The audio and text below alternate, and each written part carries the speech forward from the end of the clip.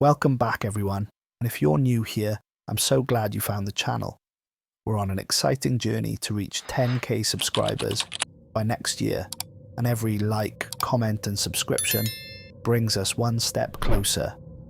Your support means everything. Now, let's jump into today's video. The wind howled across the Antarctic plateau, a relentless force that had scoured the ice for millennia. But Dr. Elena Voss knew that beneath that ancient ice lay something far older than the frozen continent itself. She stood at the window of the research station's main laboratory, her weathered face illuminated by the pale glow of multiple monitors, each displaying different thermal imaging scans of the ice sheet below. "You're seeing patterns where none exist, Eleanor," Professor Angus Greaves said from behind her, his Scottish accent thick with skepticism. These thermal anomalies could be explained by geothermal activity. Voss turned from the window, her grey eyes sharp with conviction. At 45, she'd spent her career chasing theories that others dismissed, earning her both acclaim and ridicule in equal measure. But this discovery was different. The satellite data didn't lie. "Look at the regularity, Angus," she said, pointing to one of the screens. "Natural formations don't create perfect hexagonal patterns at this scale, and the heat signatures, they're constant, unchanging. That's not geothermal." Captain Noah Hale stood at the back of the room, his military bearing evident even in civilian clothes. "Dr. Voss's theory may sound fantastic, but the Chinese, Russians and Americans are all showing interest in this region. That's why I'm here." The captain's presence was a testament to how seriously some took her discovery. After decades of being dismissed as a fringe theorist, Voss had finally found something that even the skeptics couldn't ignore. The thermal imaging showed a vast complex of structures buried nearly 2 miles beneath the ice, generating a constant heat signature that defied conventional explanation. Maya Singh, their communications specialist, looked up from her bank of equipment. "The new ground-penetrating radar results are coming in," she announced, her fingers flying over the keyboard. "Dr. Torres, you might want to see this." Dr. Jax Torres practically bounded across the room, his youthful enthusiasm a stark contrast to the more seasoned researchers. The theoretical physicist had been the first to support Voss's theories about the heat signatures, particularly after detecting unusual energy patterns in the area. "These readings," he muttered, leaning closer to Maya's screen. "They're like nothing I've ever seen. The density measurements suggest materials that shouldn't exist at these depths." Dr. Mirai Ishikawa joined them, her quiet presence drawing attention as she studied the data. As the team's astrobiologist, she'd been skeptical at first, but the more evidence they gathered, the more convinced she became that they were dealing with something unprecedented. "The biological samples from the ice cores near the anomaly," she said, her voice soft but firm. "They contain traces of organic compounds that don't match anything in our database. The molecular structure is wrong." The room fell silent as the implications sank in. They'd all come to Antarctica for different reasons. Voss chasing her theories about ancient civilizations, Torres seeking new physics, Ishikawa hoping to find extreme environment organisms, but none of them had truly expected to find evidence of something so utterly alien. Their base camp had grown over the past month, transforming from a simple research station into a full-scale expedition base. Outside, through the reinforced windows, they could see Zane Moore directing the security team as they unloaded more equipment from Carmen Morales' latest supply flight. The former Special Forces operative took his role as security chief seriously, especially given the international attention their discovery was attracting. "The drilling equipment arrives tomorrow," Captain Hale announced, breaking the tension. "Dr. Navarro, what's your assessment of the ice structure?" Lena Scout Navarro pulled up her geological surveys on the main screen. Her expertise in extreme environment geology had already proved invaluable. "The ice is stable enough for drilling, but we'll need to be careful. There are unusual stress patterns in the layers above the anomaly. It's as if...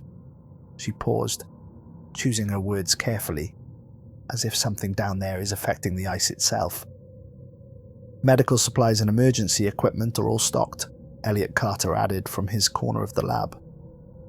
The medical officer had been methodically preparing for every contingency, his military background showing in his thorough planning.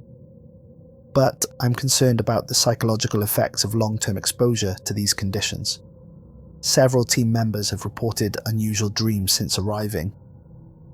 Voss felt a chill that had nothing to do with the Antarctic cold. She'd been having those dreams too, visions of vast, dark spaces and geometric patterns that seemed to shift and move when viewed directly. But she'd kept those to herself, not wanting to bias the team's observations. "Tomorrow we start drilling," she announced, her voice steady despite her inner turbulence. "Whatever's down there has waited a long time to be found. We're going to make history."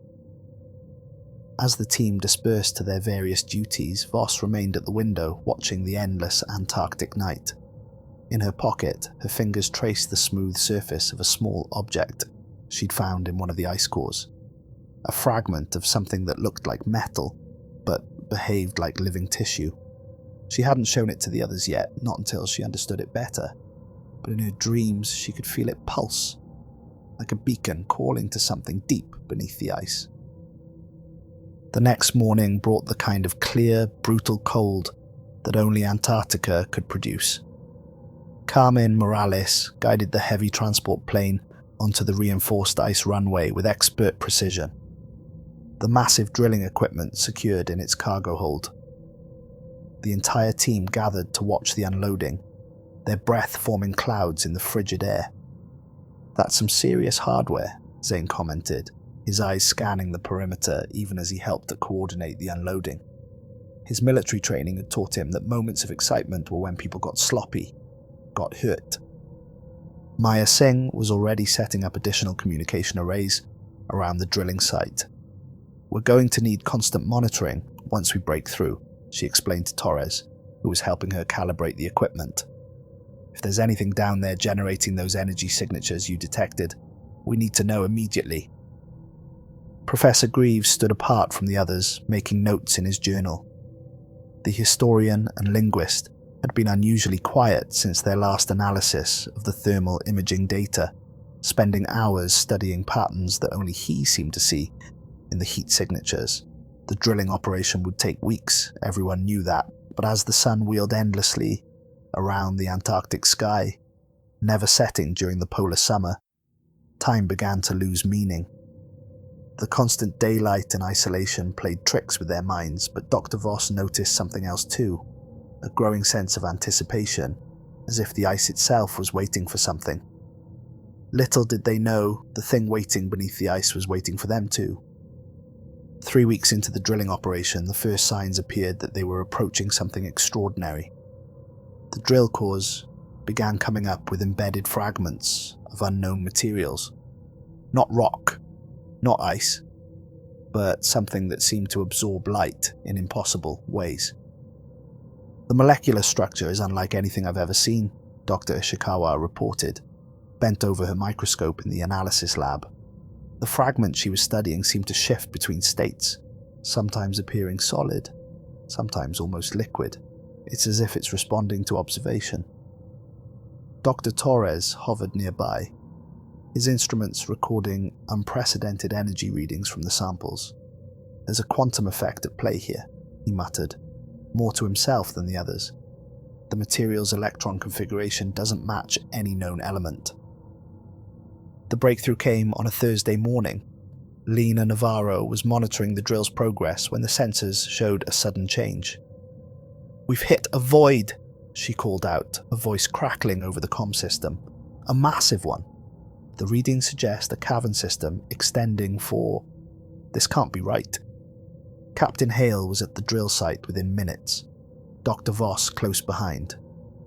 The drill had broken through into what appeared to be an artificial space, perfectly preserved beneath the ice. The team gathered around the borehole, watching as their probes sent back the first images. "My God," Professor Greaves whispered. staring at the video feed. The camera showed glimpses of massive structures, their surfaces covered in intricate patterns that seemed to glow with a faint internal light.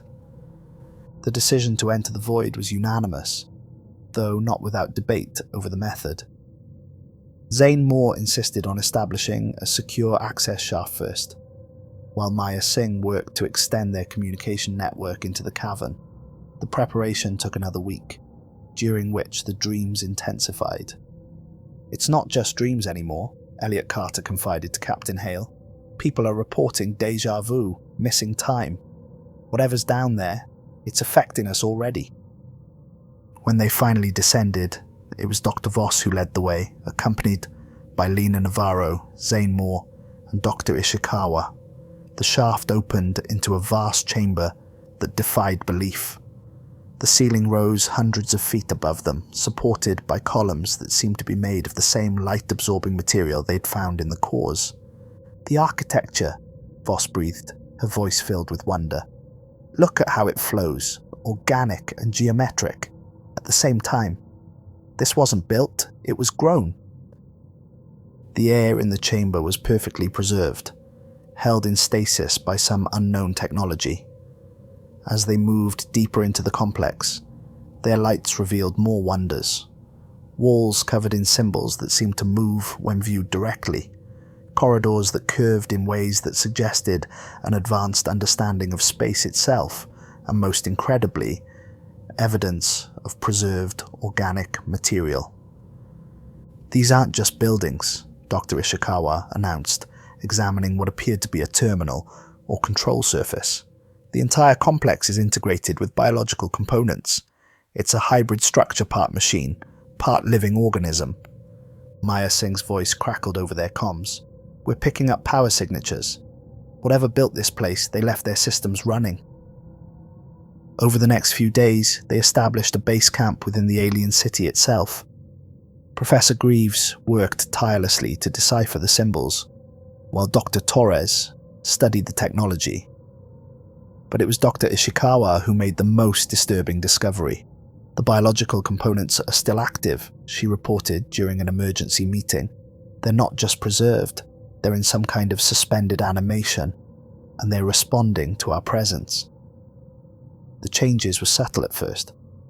Team members reported feeling watched, even in empty rooms. Equipment would power up without being activated, and the dreams became more vivid, more shared. People began describing the same visions, a vast chamber deeper in the complex and something waiting inside it. "The symbols tell a story," Professor Greaves explained, his usual skepticism replaced by feverish excitement. "This facility wasn't just a city, it was a prison. Or perhaps a containment facility is a better term. They built it to hold something, to keep it dormant." Carmen Morales, who had been coordinating supply runs between the surface and their underground base, reported that the weather was worsening. "It's like the atmosphere itself is responding to what we're doing down here," she said. "The storms are unlike anything I've seen before." Dr. Voss knew they should proceed with caution, but the pull of discovery was too strong. With each passing day, she felt more certain that they were on the verge of understanding something profound about the nature of existence itself. The alien city seemed to be showing them more, leading them deeper toward that central chamber that haunted their dreams. What they didn't realize was that their very presence was changing the city. The biological systems were awakening, responding to human consciousness in ways their builders had never anticipated. And deep within the complex, behind those massive sealed doors, something else was stirring. Something that had waited eons for minds it could touch, for bodies it could use. The real horror was only beginning. The changes in Dr. Jackson Torres were the first warning sign that something was terribly wrong. The young physicist had always been enthusiastic, but his behavior became increasingly erratic as he studied the alien technology.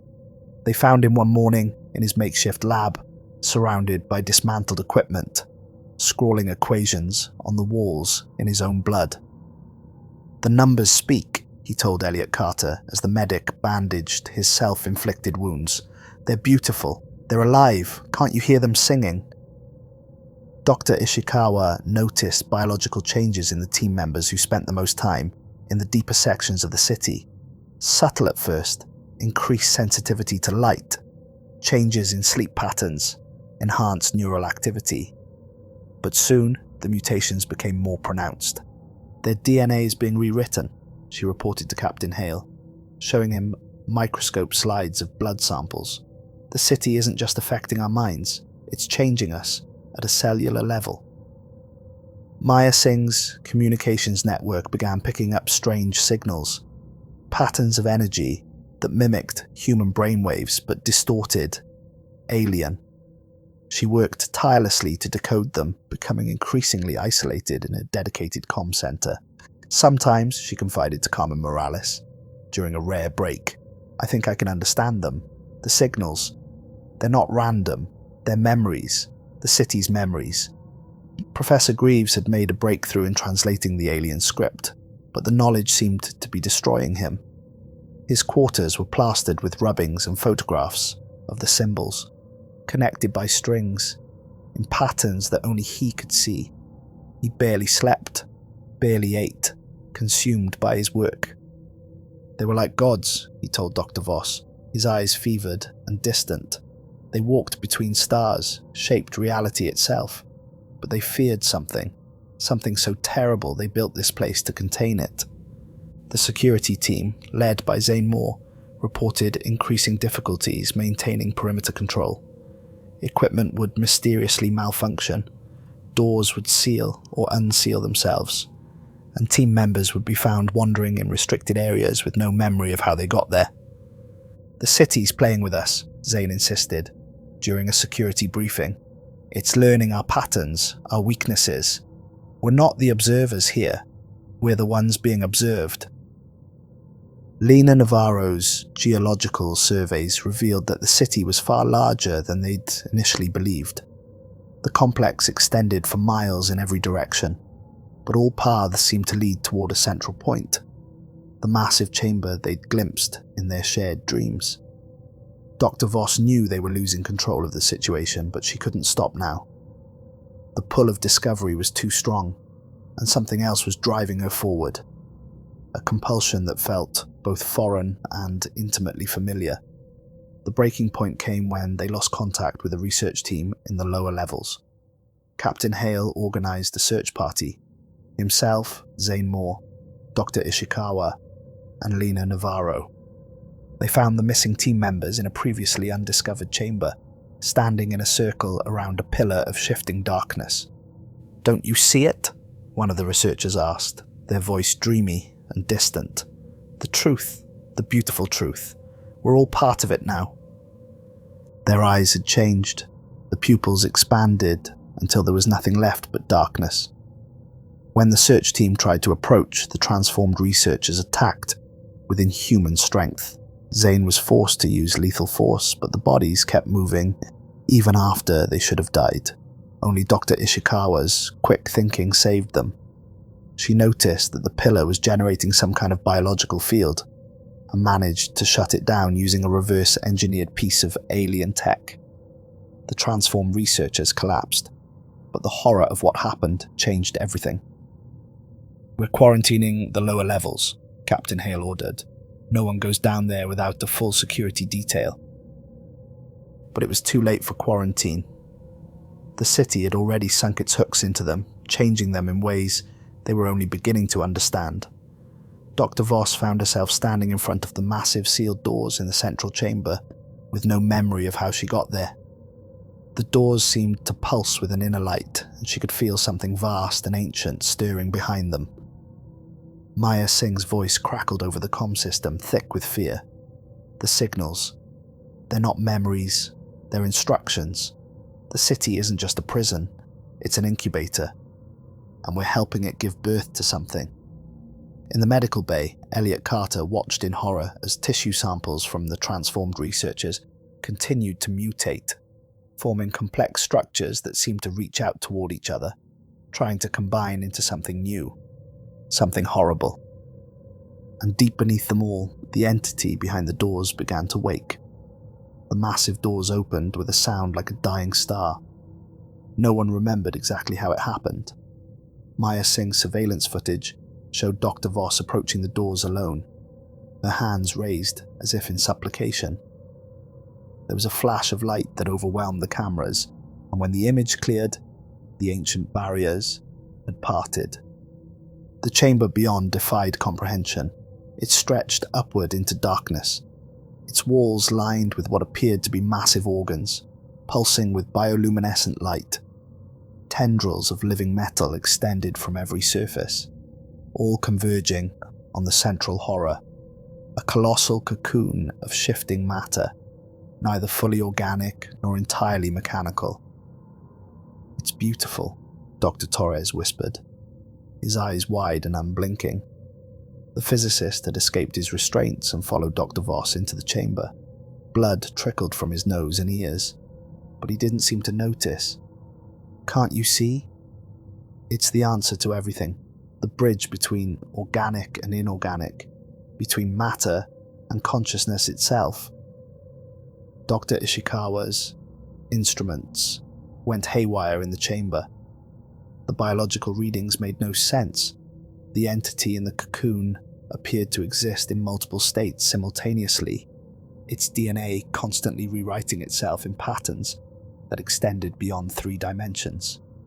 "This is what they were containing," Professor Greaves announced, his voice filled with a terrible wonder. He'd followed them in, despite Captain Hale's orders, clutching his notebooks filled with translations. Not imprisoning, preserving. They found it drifting between galaxies, a being of pure information given physical form. They built this place to study it, to learn from it, but it changed them, it absorbed them, and now it wants us. The cocoon pulsed with increasing intensity. Threads of living metal began to extend toward the team, each movement accompanied by waves of psychic energy that brought everyone to their knees. In their minds, they saw visions of impossible spaces, of civilizations rising and falling across countless worlds, of a hunger that could never be satisfied. Captain Hale ordered an immediate evacuation, but the city had other plans. The biological components that made up the structure began to shift and flow, sealing off escape routes, herding the team members deeper into the complex. "The whole facility is transforming," Lena Navarro reported, her geological sensors showing massive structural changes throughout the complex. "It's like a chrysalis. We're being drawn into its metamorphosis." Carmen Morales, coordinating from the surface base, lost contact with more than half the team. The storms above had reached impossible intensities, cutting off any hope of aerial evacuation. The entity's influence was extending beyond the city, affecting weather patterns across the entire continent. Zane Moore and his security team tried to fight back against the city's changes, using explosives to create new escape routes, but the damage would heal almost instantly, the alien material flowing like liquid metal to seal any breaches. "We have to shut it down," Elliot Carter insisted, showing them the results of his latest tests. "The genetic changes in the affected team members are accelerating. In a few hours, they won't be human anymore." But Dr. Voss was already too far gone. She stood before the cocoon, her body beginning to transform, her skin taking on the same light-absorbing properties as the alien materials. Tendrils of living metal had wrapped around her arms, merging with her flesh. "This was always going to happen," she said, her voice overlaid with harmonics that hurt to hear. "We were drawn here for a purpose. We're going to be part of something greater than humanity could ever achieve on its own." The entity in the cocoon was using her as a conduit, reaching through her transformed consciousness to touch the minds of everyone in the facility. Each person saw a different vision of transcendence, a different promise of evolution and ascension. Maya Singh, monitoring from her comm center, caught fragments of communication between the transformed team members. The patterns were changing, becoming more ordered, more purposeful. The entity wasn't just awakening, it was organizing, preparing for something. It's building a network, she realized, horror dawning in her voice. Using our minds, our bodies. It's creating a living transmission system. Once it reaches the surface. She didn't need to finish the thought. In an age of global connectivity, a psychic signal could reach every human mind on Earth within seconds. Dr. Ishikawa worked frantically to understand the biological mechanisms at play, hoping to find some way to reverse the transformations. But each test revealed new horrors. The entity wasn't just changing its victims' bodies, it was overwriting the fundamental laws of biology itself. The cocoon's pulsing reached a fever pitch, and the chamber filled with a light that seemed to come from somewhere beyond normal space. The entity was about to emerge, and with it would come a transformation that would remake every living thing on Earth. Captain Hale knew they had only one option left. In the surface base, sealed in a lead-lined case, was a nuclear device, a failsafe he'd been ordered to bring, but never thought he'd have to use. The question was, could they reach it in time? And would even that be enough to stop what they'd awakened? Professor Greaves's mind was fragmenting, but in those fragments lay understanding. As the entity's influence grew stronger, the ancient alien language became clear to him. Not just its symbols, but the full weight of meaning behind them. The knowledge poured through him like acid, burning away his sanity, but leaving crystal clarity in its wake. They came from the spaces between galaxies, he told the remaining unaffected team members, his words tumbling out between fits of manic laughter. The builders, they weren't just advanced, they were transcendent. They'd evolved beyond physical form, existing as patterns of pure energy, but they kept their biological archives, their memory of flesh, stored in cities like this across the universe. Dr. Ishikawa, working to stabilize another transformed researcher, looked up sharply. Archives? You mean this entire complex is... A library, Greaves confirmed. A repository of their entire civilization's biological and technological knowledge. But they found something during their explorations. Something that existed before the universe took its current form. Something that remembered different laws of reality. The entity's pulses grew stronger, each one sending waves of transformation through the complex. The altered team members were changing more rapidly now, their flesh becoming translucent, threaded with patterns of living light. Through their eyes, glimpses of other dimensions flickered like heat lightning. Maya Singh, barricaded in her comm center, had managed to decrypt more of the alien data streams. The signals aren't just about transformation, she reported, her voice shaking. They're about consumption. This thing, it doesn't just want to change us. It wants to absorb us, use us to remember what it used to be. Dr. Torres, now more metal than man, moved through the shifting corridors with terrible purpose. You don't understand, he called to his former colleagues. It's offering us everything, all knowledge, all possibility. We won't just transcend our bodies, we'll transcend reality itself. The truth hit Captain Hale with devastating clarity. It's not imprisoned here, he realized. This whole facility, everything the builders created, it's not a prison. It's a cradle. Yes, Professor Greaves whispered. The builders found it dormant, dreaming of the universe that existed before this one. They thought they could control it, study it, use its power to further their own evolution. But it was already controlling them. Every action they took, every decision to study it rather than destroy it, all part of its plan. It needed time to understand this reality, to learn the rules before it broke them. And now it's ready, Dr. Ishikawa finished. Her latest tests showed the transformed humans were no longer bound by normal physics.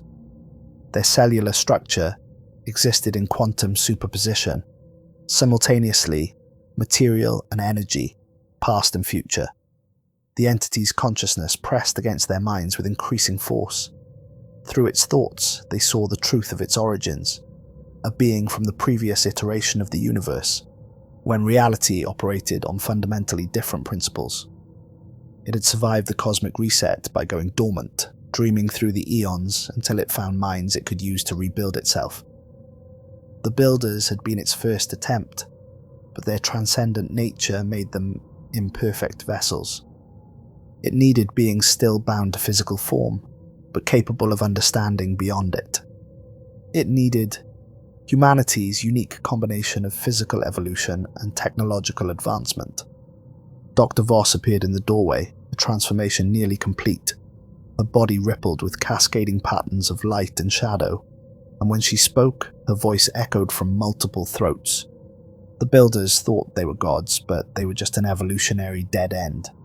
Humanity is the key, the perfect bridge between matter and energy, between individual consciousness and collective transcendence. The cocoon was cracking now, reality itself splitting along its seams.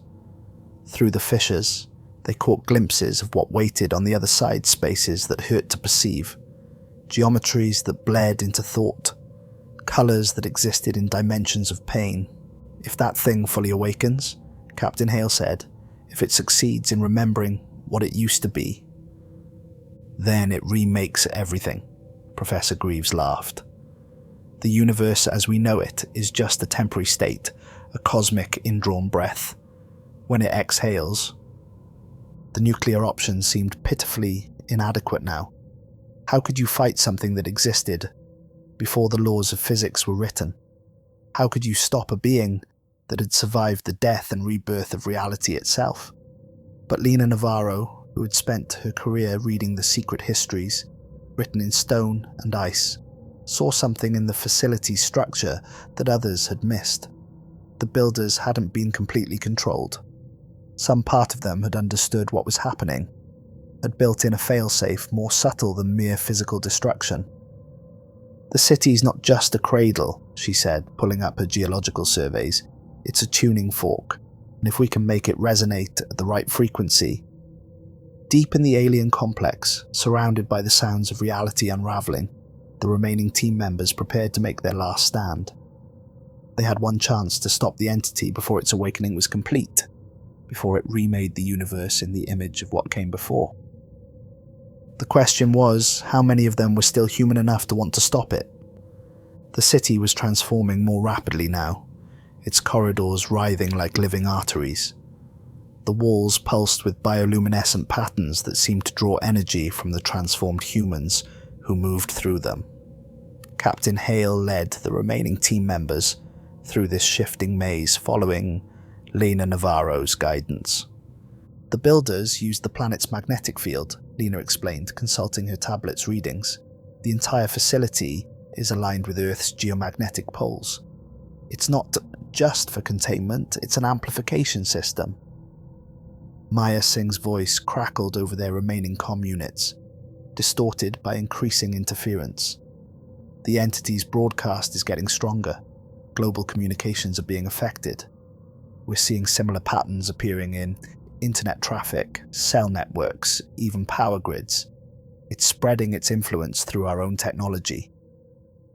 They could feel it too, the entity's thoughts pressing against their minds with increasing force. Images of a universe operating under alien laws, where consciousness and matter were one, where time moved in directions they couldn't comprehend. Each pulse from the cocoon chamber brought that reality closer to breaking through. Dr. Ishikawa worked furiously at a makeshift lab station, analysing samples from both the transformed humans and the city's living walls. The biological changes aren't random, she reported. They're following a pattern, like a program being executed. But there's something else in the code, something the builders left behind. The remaining security team, led by Zane Moore, fought a running battle against the transformed researchers. Traditional weapons had little effect on beings that could shift between states of matter, but they discovered that certain frequencies of sound could disrupt their cohesion. The city responds to vibration, Lena said, watching how the walls recoiled from the sonic weapons. Everything here is connected through resonance. The builders didn't just use physical construction, they used harmonics to shape reality itself. Carmen Morales, still coordinating from the surface base, reported that the storms had reached impossible intensities. The atmospheric disturbance is spreading, she warned. Weather patterns across the entire southern hemisphere are destabilizing. We're seeing aurora effects as far north as the equator. Professor Greaves had retreated deep into his mind, but his ramblings contained crucial information. The builders sang to the stars, he muttered. They wrote their laws in frequencies, in patterns of light and sound. They thought they could contain it with harmony, but they became part of its discord. That's it, Lena breathed, sudden understanding dawning. The city isn't just a tuning fork, it's an instrument. The builders tried to impose their own harmonic patterns on the entity, to keep it dormant through resonance. Dr. Ishikawa's eyes widened as she connected the dots. The transformed humans, they're not just changing physically, they're becoming part of the entity's attempt to override the builder's harmonics. It's using them to change the fundamental frequency of reality itself. They found Dr. Torres in what had once been a research lab, his transformed body fused with the alien technology. Patterns of light flowed through him like blood, and his voice echoed with submarine harmonics. You can't stop evolution, he said. The universe wants to remember what it used to be. We're helping it wake up. Captain Hale made the call. Forget the nuclear option. Lena, what do you need to amplify the builder's resonance pattern? The plan came together quickly. Maya Singh would use the communication array to broadcast a carrier signal. Dr. Ishikawa's research had revealed the specific frequencies that could disrupt the transformation process. Zane's team would protect them while they worked, using modified sonic weapons to hold back the transformed humans. But Dr. Voss was waiting for them in the central chamber. Her body had become a thing of living light, barely containing the entity's influence. You don't understand what you're giving up, she said, her voice a chorus of possibilities. We could be so much more than what we are. We could remember everything we used to be. The cocoon was nearly open now, reality bending around its fractures. Through the gaps they could see what waited on the other side, a space where thought and matter were one, where time was a direction you could touch, where the laws of physics were more like suggestions. As they raced to implement their plan, fighting through transformed colleagues and shifting architecture, a terrible question haunted them. Even if they succeeded, even if they could reinforce the builder's harmonic prison, how much of humanity had already been changed? And somewhere in the background, growing stronger with each passing moment, they could hear it. The entity's song, the music of a universe that existed before time itself began to flow. The final battle for reality itself was about to begin. Everything happened at once. The cocoon burst open with a sound that existed in no known spectrum, a vibration that shook the foundations of reality itself. The entity emerged, a being of pure possibility, its form shifting between states that the human mind couldn't process. Looking at it directly was like trying to remember a dream that operated on different laws of physics. Dr. Voss moved to join it, her transformed body resonating with its frequencies. Can't you see? She called to her former colleagues. This is what we were meant for. This is the next step in evolution. But Lena Navarro had already begun implementing her plan. The geological scanners, recalibrated to detect the builder's original harmonic patterns, fed data directly to Maya Singh's communication array. The entire facility hummed with competing frequencies. The entity's chaotic discord versus the ordered resonance of the builder's design. The patterns are holding, Maya reported through bursts of static, but we need more power. The entity's influence is too strong. Dr. Ishikawa, working with what remained of her lab equipment, made a devastating discovery. The transformed humans, they're acting as amplifiers for the entity's frequency. Every person it changes makes its signal stronger. The battle raged through the shifting corridors of the facility. Zane Moore and his security team fought to protect the broadcast equipment. their sonic weapons creating bubbles of stable reality in the chaos. The transformed researchers attacked in waves, their bodies shifting between states of matter, their movements guided by an intelligence that thought in dimensions beyond human comprehension. Captain Hale realized what they had to do. The nuclear device, he said. Not as a weapon, as a power source. If we can channel that energy into the builder's frequency. Professor Greaves, his mind almost gone but his understanding perfect, laughed with desperate joy. Yes, the builders knew. They always knew. The harmonics need both types of energy, matter and consciousness, bound together in perfect resonance. The plan was insane, but in a reality that was already unraveling, insanity might be their only hope. While Zane's team held off the transformed humans, Captain Hale and Carmen Morales fought their way to the surface base to retrieve the device. The Antarctic storm had reached apocalyptic proportions, the aurora above them writhing with colours that had no names. Dr. Torres, more energy than matter now, tried to stop them. You can't fight entropy, he said, his voice rippling through multiple dimensions. The universe wants to return to its original state. Order is an illusion, and we're helping shatter it. But Dr. Ishikawa had seen something in her final analysis. A pattern within patterns. The builders didn't fail, she realized. This was their backup plan all along. They knew humanity might find this place, knew we might wake the entity. The city isn't just a prison or a cradle, it's a choice. The entity's influence reached towards the surface world. Across the globe, sensitive individuals began to experience strange dreams. Electronic systems wavered between states of order and chaos. Reality itself seemed to hold its breath, waiting to see which way the pendulum would swing. In the end, it came down to a simple choice. The nuclear device, properly modified, could power their resonance broadcast. But someone would have to enter the chamber with the entity to plant it. Someone would have to get close enough to ensure the frequency took hold. Dr. Voss, caught between human consciousness and cosmic transformation, watched as her former colleagues prepared to destroy everything she'd discovered. You don't understand, she pleaded. We could be gods. We're not ready for godhood, Captain Hale said. And before anyone could stop him, he grabbed the modified device and ran toward the chamber. The next few moments existed outside of normal time. The entity's power reached its peak. Just as the device detonated, its energy channeled through the builder's harmonic patterns. The facility's crystalline structures amplified the frequency, creating a resonance cascade that spread through every transformed human, every altered space. Reality shuddered, caught between two possible states of existence.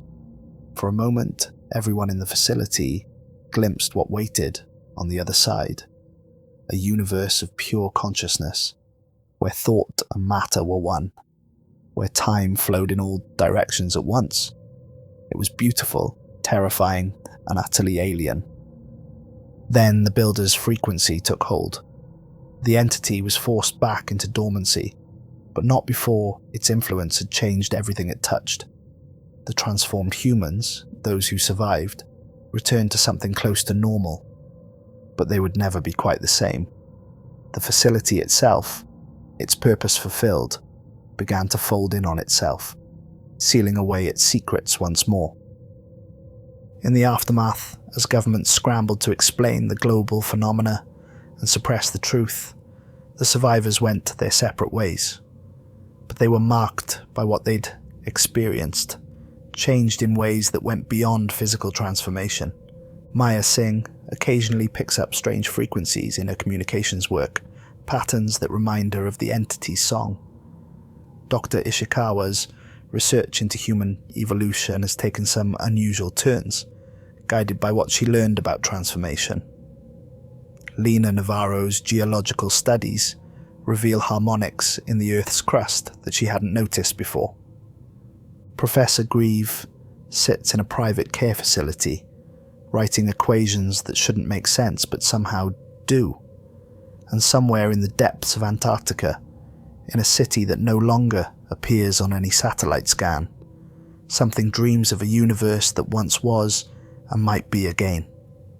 The entity sleeps once more, but the key to its prison has been turned. Humanity now knows it exists, knows what waits in the spaces between conventional reality. The question is no longer if it will wake again, but when, and whether next time we'll choose differently. Dr. Voss was never found. But on nights when the aurora dances with impossible colours, some say they can hear her voice on the wind, singing in harmonies that human vocal cords shouldn't be able to produce. Captain Hale's sacrifice sealed the entity away, but in doing so he proved something crucial: that humanity's strength lies not in its potential for transformation, but in its capacity to remain human in the face of cosmic horror.